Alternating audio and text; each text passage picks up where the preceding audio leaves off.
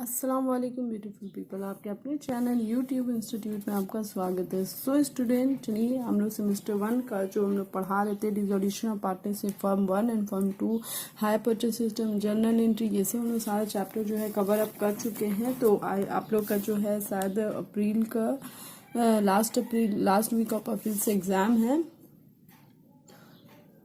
तो मैं सारा चैप्टर जो ऑलमोस्ट करवा चुकी हूँ, सिर्फ एक दो चैप्टर बचा हुआ, जैसे कि आपका royalty, not for profit organisation and sale of partnership and BRS बचा हुआ है। तो ये 4 चैप्टर, इसमें से जो सेल ऑफ पार्टनरशिप और बीआरएस बहुत ही छोटा चैप्टर है। तो नॉट फॉर प्रॉफिट ऑर्गेनाइजेशन आप क्लास 12 में पढ़ चुके थे, एक रॉयल्टी बचा। तो मैं पहले रॉयल्टी को आप लोग को करवा दे रही हूँ, उसके बाद फिर हम लोग 3 चैप्टर को देख लेंगे, ये हो जाएगा तुरंत। तो चलिए, आई होप आपने अभी जितना चैप्टर में बनाई उसका आपने रिवीजन किया होगा और अच्छे से तरीके से बना लिए होंगे। तो चलिए सेमेस्टर 1 के स्टूडेंट, आज हम लोग रॉयल्टी जो चैप्टर है रॉयल्टी अकाउंट्स, उसको पढ़ते हैं। तो चलिए, सबसे पहले हम लोग समझेंगे कि रॉयल्टी होता क्या, ठीक है। तो देखिए, मैं यहाँ पे रॉयल्टी का मीनिंग लिख दी हूँ। रॉयल्टी एक अकाउंट पेएबल है जो कि लैंडलॉर्ड जो है को दिया जाता है lessee, landlord by the lease in respect of the special use of an assets as per the mutual agreement term and condition।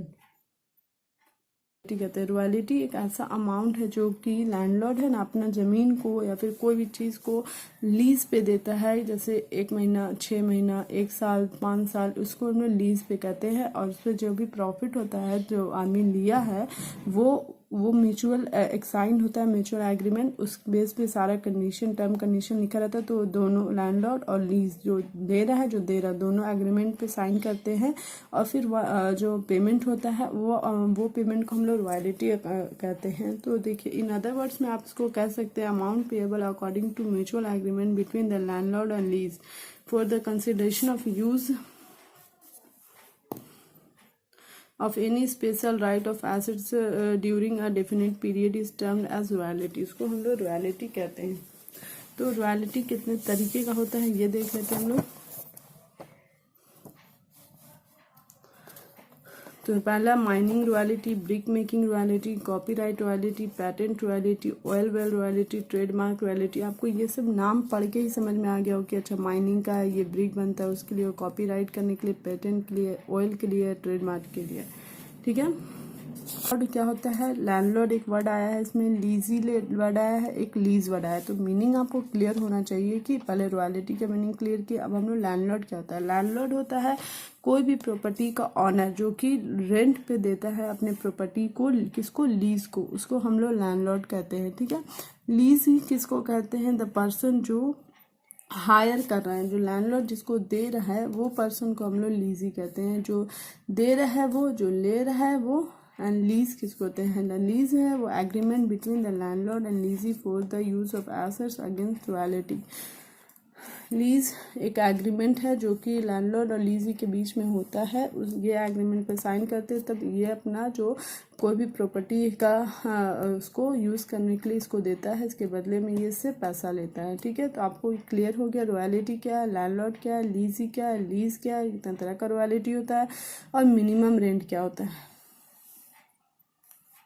तो देखिए, minimum rent is also known as dead rent, इसको fix rent, contract rent और flat rent भी कहते हैं। तो ये true false में आपको जो अकाउंट्स का एग्जाम होगा तो उसमें पूछ सकता है आपसे कि minimum rent is also known as contract rent. तो आपको कंफ्यूज नहीं होना है, इसमें ट्रू देना है, क्योंकि मिनिमम रेंट का ही इतना सारा नेम है। तो मैं इसलिए आपको लिखा देती हूँ नोट्स थोड़ा थोड़ा, क्योंकि आपको जो ऑब्जेक्टिव्स क्वेश्चन आएंगे ना वो आपको आराम से ईजिली कर सकते हैं।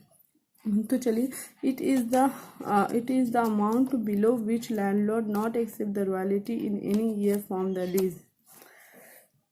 मान लो किसी साल जो लैंडलॉर्ड है उसको रॉयल्टी नहीं मिला, तो वो एक अपना मिनिमम रेंट सेट करके रखता है। जैसे कि मान लीजिए एक ऑथर है, वो अपना बुक बोले कि हम बुक लिखेंगे, और एक दुकानदार से बोले, पब्लिशर से, तुम मेरे बुक को पब्लिश करना, और उससे जितना भी प्रॉफिट होगा उसे एक बुक पे, मान लो मेरा एक बुक पे 1000 रुपये का मिनिमम रेंट है, प्रॉफिट जो होगा वो तुम उसका 50% हम लोग करेंगे, जो भी 50 या 25 जो भी लैंडलॉर्ड बोले, मगर जो तुमको प्रॉफिट हो या ना हो, मगर मेरा एक मिनिमम रेंट जो है वो फिक्स रहेगा। जैसे कि मेरे 1000 एक बुक पे 1000 रुपया हमको वो तो कंपलसरी मिलेगा ही, और अगर फिर प्रॉफिट हुआ तो उसका अलग हमको पैसा मिलेगा, ठीक है। तो मिनिमम रेंट किसको कहते हैं? एक ऐसा रेंट, एक ऐसा अमाउंट जिसको हम लोग लैंडलॉर्ड जो है वो फिक्स कर देता है, जिसको वो अपना सामान प्रॉपर्टी दे रहा है वो किसी भी हाल में लेगा, प्रॉफिट हो या ना हो, वो उसका मिनिमम रेंट जो है वो फिक्स रहेगा, ठीक है। अब शॉर्ट वर्किंग क्या है? Short working, the excess of minimum rent over the royalty is called short working. Minimum short working equals to minimum rent minus royalty, इसका एक फॉर्मूला है, वो भी आप लिख लीजिएगा।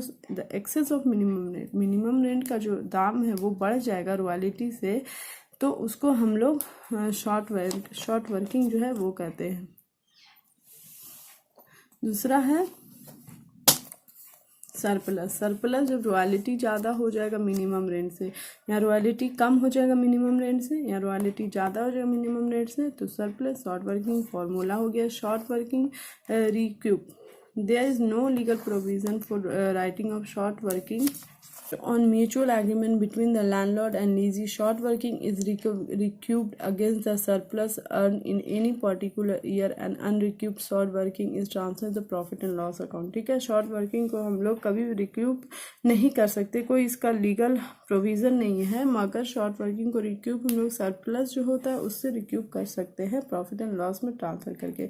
तो चलिए अब हम लोग इसका अकाउंटिंग प्रोसेस क्या है वो देख लेते हैं कि कैसे हम लोग इसको प्रिपेयर करेंगे। तो मैं इस वीडियो में सिर्फ आपको इन्फॉर्मेशन ये जो है वो से बता रही हूँ, अगले वीडियो से मैं क्वेश्चन स्टार्ट करेंगे। तो देखिए, सबसे पहले इन द बुक ऑफ लीजी के बुक में जो कि ये पर्सन जो कि हायर करता है प्रॉपर्टी को, पहले एक एनालिटिकल टेबल बनेगा, फिर जर्नल एंट्री, लेजर में आपका लैंडलॉर्ड अकाउंट बनेगा, royalty account, short working account, profit and loss account, minimum rent account, ठीक है।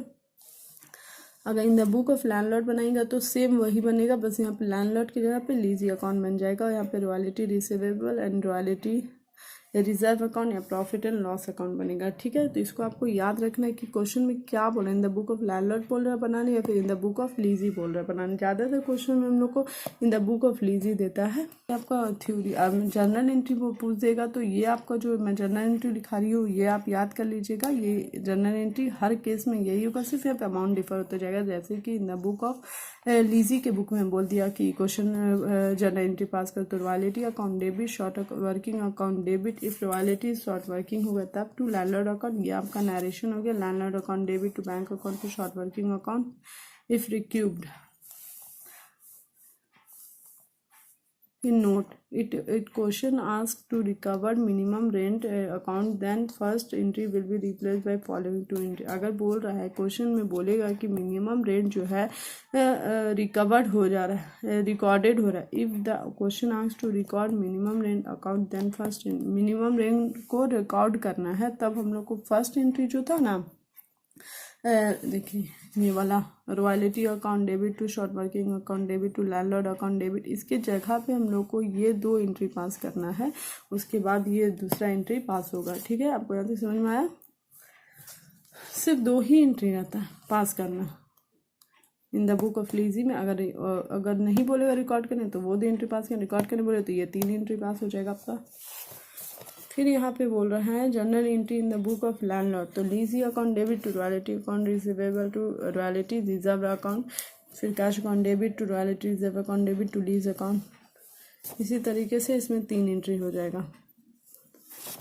आई होप आपको रॉयल्टी का अकाउंटिंग मीनिंग सब समझ में आ गया होगा। तो चलिए स्टूडेंट, मैं नेक्स्ट वीडियो में आपको क्वेश्चन जो है वो बता देती हूँ, बता दूंगी। Okay, bye.